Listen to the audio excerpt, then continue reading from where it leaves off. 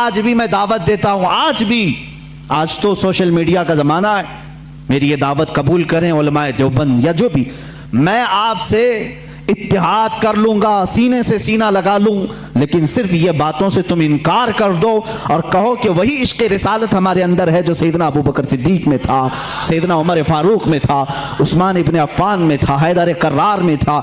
میں آج انصاف کے ساتھ عرض کرنا چاہوں گا، آج جو دیوبند ہے یا جو دیوبندی ہیں، اگر ان کو میری بات بری لگتی ہے تو ٹھنڈے دل سے میرے عزیز اپنے دل پر ہاتھ رکھ کر کے سوچو، آؤ میں تمہیں دعوت دیتا ہوں، آؤ ہم ان تمام چیزوں پر جمع ہو جاتے ہیں جو صحابہ اور تابعین سے تھی۔ کوئی نئی بات تم اپنی کتاب میں نہیں لاؤ گے، کوئی نئی بات میں اپنی کتاب میں نہیں رکھتا۔ آؤ اتحاد کرو، میں اس اتحاد کا اعلان کرتا ہوں، لیکن جو نئی باتیں آئیں اس کا تم انکار کرو گے، علل اعلان کرو گے اور یہ بھی کہو گے کہ ہم ان سے دور ہیں۔ ہوا یہ کہ اعلیٰ حضرت رضی اللہ تعالیٰ عنہ کے زمانے سے تھوڑے سے پہلے کی حالات میں بتا رہا ہوں آپ کو۔ دارالعلوم دیوبند کے بعد 4 علماء میں صاف آج عرض کرتا ہوں جن کی کتابوں سے پوری امت میں تنازع پھیل گیا، اختلاف پھیلا۔ لوگ ہم کو اختلاف کا فتویٰ دیتے ہیں، اگر نہ یہ کتابیں آتی نہ یہ کوئی فتوے آتے۔ کتابیں لکھی گئی، کتابوں میں اچھی باتیں تھی، حضور صلی اللہ علیہ وسلم کی سیرت پر بھی کچھ کتابیں لکھی گئی، اللہ کی شان میں لکھی گئی، بہت ساری باتیں اچھی تھیں، لیکن بیچ میں چل کر کچھ عبارتیں ایسی کہ لڑکھڑا گئی، اور وہ اتنی لڑکھڑا گئی کہ عام مسلمان بھی اسے بولنا پسند نہیں کرے گا۔ براہین قاطعہ کتاب کا نام بول رہا ہوں، تقویت الایمان کتاب کا نام ہے، تحذیر الناس کتاب کا نام ہے، حفظ الایمان کتاب کا نام ہے۔ یہ وہ کتابیں جو آج چھپی نہیں ہیں، مارکیٹ میں چھپی ہیں، ابھی بھی موجود ہیں۔ انہی کتابوں کی عبارات کی وجہ سے ہی تو یہ تنازع پھیلا پورے امت میں، اختلافات۔ اہل سنت و جماعت متحدہ متفقہ ایک ہی جماعت تھی بر صغیر میں۔ ان کتابوں کے آنے کے بعد ہوا کیا؟ ایک کتاب میں لکھا گیا اللہ جھوٹ بول سکتا ہے، نئی بات تھی۔ اس بات پر آج تک امت نے کبھی کسی بھی شیخ، کسی بھی بزرگ سلف صالحین سے مجھے عبارت لا کر کے دکھاؤ اس سے پہلے کوئی بات ہوئی تھی۔ پھر ایک کتاب میں عقیدہ توحید کو بیان کرتے ہوئے مولوی اسماعیل دہلوی صاحب نے یہ تک لکھ دیا، حضور صلی اللہ تعالیٰ علیہ وسلم کا خیال نماز میں آنا گدھے اور بیل کے خیال سے بدتر ہے۔ یہ نئی بات تھی کہ نہیں تھی؟ اور جا کر کے کراس ویریفیکیشن کر لینا، اگر میں جھوٹ بولوں تو میرا جبہ پکڑ لینا اور جو سزا دے سکتے ہو دو۔ میں یہ لفاظی نہیں کر رہا ہوں اور نہ پھکائی کر رہا ہوں، یہ جملے آج کتاب میں موجود ہیں۔ تقویت الایمان میں حفظ الایمان کتاب آئی، اس میں مولوی اشرف علی صاحب نے حضور صلی اللہ تعالیٰ علیہ وسلم کے علم غیب پر بحث کرتے کرتے یہ کہہ دیا، حضور کے علم غیب کی کیا تخصیص یعنی ان کی کیا خصوصیت ہے؟ اتنا علم غیب تو زید کو، پاگلوں کو، بچوں کو، بلکہ جانوروں کو بھی حاصل ہے۔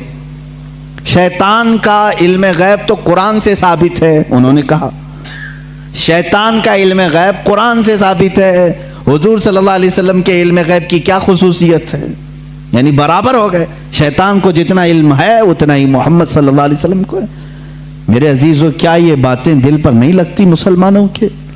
یہ عبارتیں آئیں، کتابوں میں لکھی گئی، اور بڑا فتنہ یہاں سے بھی ہوا مولوی قاسم نانوتوی صاحب کی کتاب سے، کہ انہوں نے یہ بھی لکھا کہ بالفرض بعد زمانے نبی کے اگر کوئی دوسرا نبی پیدا ہو گیا تو حضور کے خاتم النبیین ہونے میں کوئی فرق نہیں آئے گا، یعنی کوئی دوسرا نبی پیدا ہو سکتا ہے اگر ہو گیا، اگر مگر کی بات ہی چھوڑو، جب حضور نے 1400 سال پہلے کہہ دیا، فرما دیا کہ میرے بعد کوئی نبی نہیں ہو سکتا تو نہیں ہوگا۔ آپ کتاب میں یہ نئی بات لکھنے کی کیوں ضرورت پیش کی؟ آپ کو کیوں ضرورت پیش آئی کہ اگر اب کے زمانے میں بھی کوئی نبی آئے گا تو حضور کے خاتم النبیین ہونے میں کوئی فرق نہیں آئے گا. تو آپ کی اس بات سے پتہ نہیں کتنے محلوں میں کہاں کہاں کوئی نبی ہونے کا اعلان کر دے گا. عزیزان گرامی وقار، یہ کتابیں پورا کا پورا ہندوستان ایک کھلبلی مچا چکی تھی، کوہرام بپا تھا، تنازعات میں گر گئے.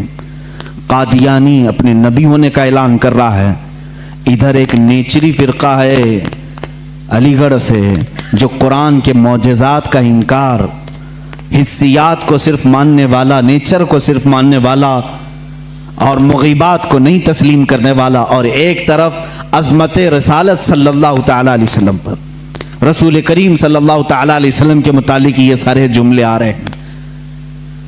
چلو 100 سال کا عرصہ گزر گیا، آج بھی میں دعوت دیتا ہوں، آج تو سوشل میڈیا کا زمانہ ہے، میری یہ دعوت قبول کریں علماء دیوبند یا جو بھی، میں آپ سے اتحاد کر لوں گا، سینے سے سینہ لگا لوں، لیکن صرف یہ باتوں سے تم انکار کر دو اور کہو کہ وہی عشق رسالت ہمارے اندر ہے جو سیدنا ابو بکر صدیق میں تھا، سیدنا عمر فاروق میں تھا، عثمان ابن عفان میں تھا، حیدر کرار میں تھا، رضوان اللہ تعالی علیہ اجمعین. جو مشائخ اہل سنت نے ہمیں محبت رسول اور تعظیم رسول سکھایا ہے اسی پر ہمارا اتفاق ہے. آؤ میں سینے سے سینہ لگانے کو تیار ہوں. ہم کون سا اختلاف چاہتے ہیں آپ سے؟ ہم کون سا اختلاف چاہتے ہیں؟ ہمارا یہ ایک بات یاد رکھ لیں، اگر میں آج نام لے کر کے کسی کو کہہ رہا ہوں تو صرف اس لیے کہ ہمارا دین ہی یہ کہتا ہے جو ان سے نا آشنا ہو اس سے ہمارا کوئی تعلق بھی نہیں. ہمارے رشتے ناتے اگر ہیں تو صرف عظمت رسالت سے جڑے ہوئے ہیں. جو نبی کا ہے وہ ہمارا ہے. اسی لیے سرکار مرشدی پیر و مرشد تاج الشریعہ رحمت اللہ تعالی علیہ نے فرمایا ہے، نبی سے ہو جو بیگانہ اسے دل سے جدا کر دیں. نبی سے ہو جو بیگانہ اسے دل سے جدا کر دیں. پدر مادر برادر جان و مال ان پر فدا کر دیں. اسی وقت ایمان کو پہنچو گے، اسی وقت ایمان کو پہنچو گے. اب یہ حالات میں بتا رہا ہوں آپ کو، انڈیا کے، ہندوستان کے، اکھنڈ بھارت کے حالات، مسلمانوں میں تفرقہ پیدا کیا انگریز، اور انہوں نے اپنے مال، اپنی حکومت، اپنی سلطنت کو پھیلانے کے لیے، بہادر شاہ ظفر کا قتل ہو چکا تھا. اس کے بعد علماء حق نے محسوس کر لیا کہ انگریز درمیان امت تفرقہ ڈال کر اپنی کرسی سنبھالنے کی کوشش کر رہا ہے. تو وہ مرد مجاہد علامہ فضل حق خیر آبادی رحمت اللہ تعالی علیہ نے دلی کی جامع مسجد سے فتویٰ صادر فرمایا کہ انگریز ہندوستان کا دشمن ہے، ان سے قتال کرنا فرض ہے مسلمانوں کو. اسی فتوے کی بنیاد پر زندگی بھر کی عمر قید کی سزا میں ان کو انڈمان نکوبار بھیجا گیا.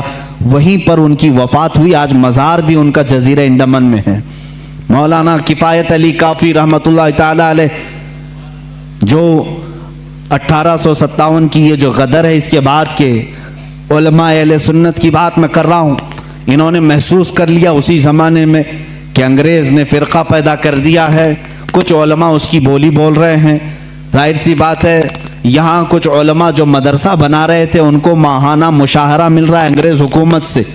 علی گڑھ کو پاؤنڈ آ رہے ہیں انگلینڈ سے، اور دیگر علماء کو پاؤنڈ آ رہے ہیں، اور یہاں جو علماء ان کی ان خرافات کو بیان کر رہے ہیں ان کو پھانسی پر چڑھایا جا رہا ہے. مولانا کفایت علی کافی رحمت اللہ تعالی علیہ، جن کے اعلیٰ حضرت بھی بڑی عزت فرمایا کرتے تھے، وہی کفایت علی کافی جنہوں نے اپنی ایک نعت میں کہا تھا، کوئی گل باقی رہے گا نہ چمن رہ جائے گا، پر رسول اللہ کا دین حسن رہ جائے گا. اطلس و کم خواب کے پوشاک پہ نازاں نہ ہو، اس تنے بے جاں پہ خاکی کفن رہ جائے گا.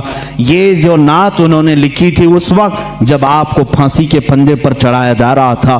یہ مولانا کفایت علی کافی، پھر مولانا عنایت احمد کاکوروی رحمت اللہ تعالی علیہ، جن کو جیل کی سلاخوں کے پیچھے انگریزوں نے بند کیا.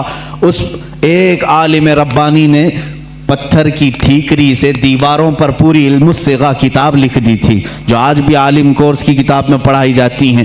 عزیزان گرامی وقار، اگر انگریز کو उलमा से मोहब्बत थी और वो मदरसे की संगे बुनियाद में आ रहे थे, तो इन उलमा के साथ वो काला पानी की सजाएं और मौत और फांसी की सजाएं क्यों दे रहे थे? आप समझा करें, कुछ उलमा को वो शहीद कर रहे थे और कुछ उलमा को वो पैसों से पाल रहे थे।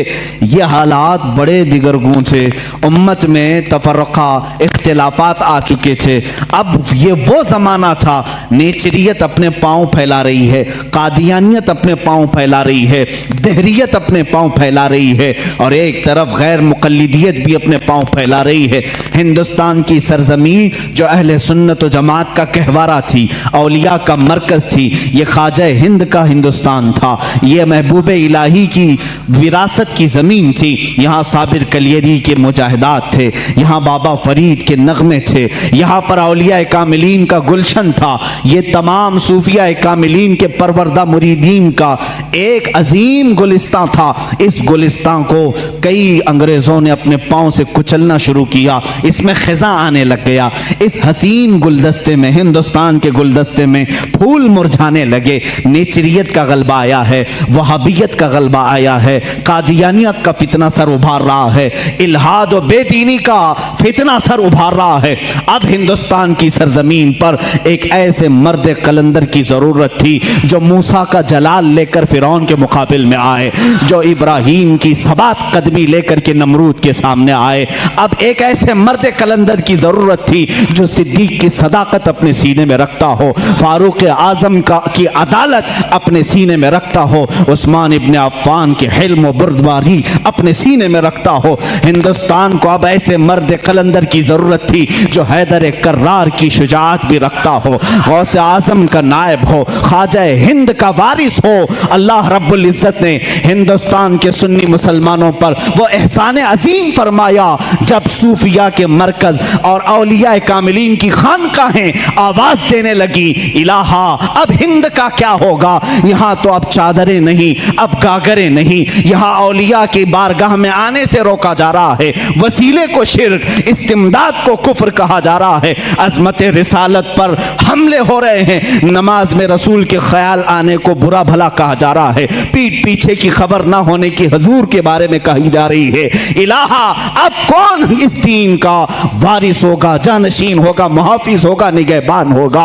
आवाज आई गैब से। अल्लाह रब्बुल इज़्ज़त ने पूरे हिंदुस्तान के इस साए पर एक ऐसी अजीम सल्तनत को बेदार फरमाया जिस सल्तनत का नाम हम यूं कहते हैं, मुल्क सुखन की शाही तुमको रजा मुसल्लम, मुल्क सुखन की शाही तुमको रजा मुसल्लम। जिस समत आ गए हो सिक्के बिठा दिए हैं, उस अजीम हस्ती को अल्लाह ताला ने जलवा फरमाया जिसको पूरी दुनिया सुन्नियत, आला हजरत, कंजुल करामत, जबलुल इस्तिकामत, दरियाए नेमत, आकाए रहमत, कंजुल करामत, इमाम अहले सुन्नत इमाम अहमद रजा खां फाजिल बरेलवी के नाम से जानती है।